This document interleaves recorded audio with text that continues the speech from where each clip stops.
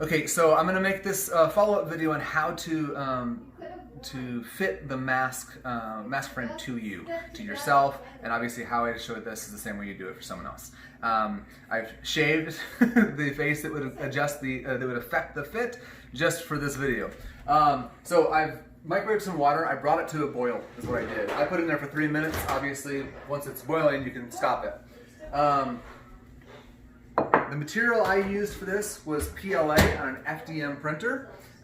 It's gonna melt a lot easier than it is with PETG or other materials. So the first step we have to do is we need to take this frame and create the bridge, the supporting bridge as we call it, so that it sticks outward, okay? Because that's gonna create that space. And some people will notice that, hey, it's too tall, my face is wider, it needs to be wider. Well, we're going to address that right now in the first step, okay? So come here for just a second. My wife's recording this for me. There's an indent on one side and there's not on the other. We want the indent to be towards our face, okay? Because eventually we're gonna cut these two pieces apart and whatever's left over is gonna have little kind of spiky things that probably it's gonna hurt you, but you don't really want that touching you if we can avoid it, okay? So what I'm gonna do is I'm gonna set this in my water, leave it in there for about 20 seconds or so. I'll have a fork because I don't really feel like burning myself, and you can actually see when it's really soft because it starts to slump on its own. Cool thing is if you screw something up, you can set it right back in there and it will basically return to its old shape.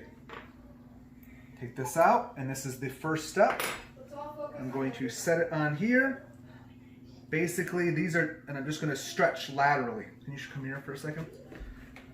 And watch the bridge sag. As we stretch laterally, the bridge sags closer and closer to the tabletop. And these start to bend this way, which is good. And as I let it off, it's now shaped, okay? So we now have the bridge support the way we wanted it to be, okay? So that it sticks off the face. Now, of course, this isn't gonna work. We need to bend it. So that's the second step. The first step, make the bridge. Second step, we're going to shape it to our face. So I'm going to set the bottom in for about 5 seconds or so. If anyone's listening, my 2.5-year-old is just letting us know that he went poop and potty in his potty chair. Good to know.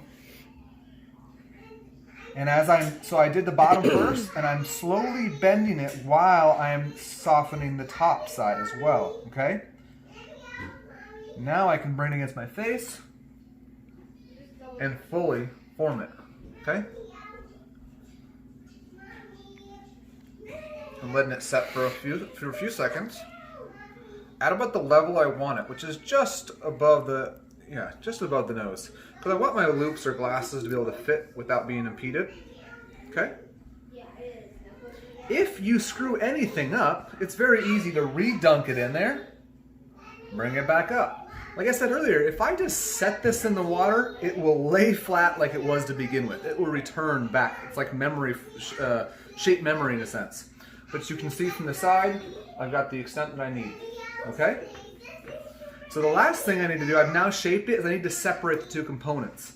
Okay, so I had to step away and find my blade. But this is just a carpenter's knife. If you have an X-Acto knife or a Bard Parker or some other blade, and my son is really wanting attention, that's all you need. And I want to be very careful when I separate this, so just exercise good practices for cutting. I don't want to cut toward myself, okay? I don't want to cut my fingers, so always cut in a way. What I actually do is I kind of pop through it, and then I hold my hand against my body, and I just pull the frame towards it. That way, nothing. I'm not pushing a blade towards anything, and it cuts quite easily. These little bridges or perforations are very small, and so it's pretty easy to cut these. And there we go. Always be careful with that. So the two pieces are separated now. Notice you could actually go through and take the blade, remove these, whatever. They're just, who cares? We shaped it away from ourselves, so it's not going to actually touch us. The two pieces fit together. I hope you guys enjoy the background noise. So now I got my mask that I open up nice and wide, Make sure that it fits, okay? Shape it around the nose, just like normal. Set it down. I'm gonna take the internal frame, set it right inside of there. Hold the two of them together and set these inside the external frame. Now I should be able to match the two of them up. And because they were so close that now neither one falls apart because they have essentially locked on. The small gap between it gets occupied by the mask and we're good to go. Okay?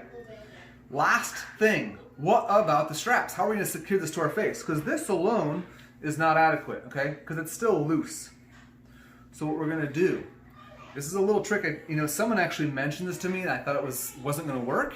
And I even told them it wouldn't. And then last night I'm thinking, maybe if I did it a little differently, it would work. And so I can't remember who it was. I apologize. Whoever I said that to that it wouldn't work, you were right. This is, I think, the best option. Rather than going and finding elastic that you have to somehow either replace or wash, why not use the straps that are on the mask themselves? So you might have to come close, babe. The way I do this is I flip it in, kind of cross it over almost, and loop it on there, cross it over, and loop it on there. Sorry, I'm trying to show it while I'm doing it. Why I do it that way is it kind of gets locked on there. You can set it down, it's not going to fall off. Do it the same way on this one.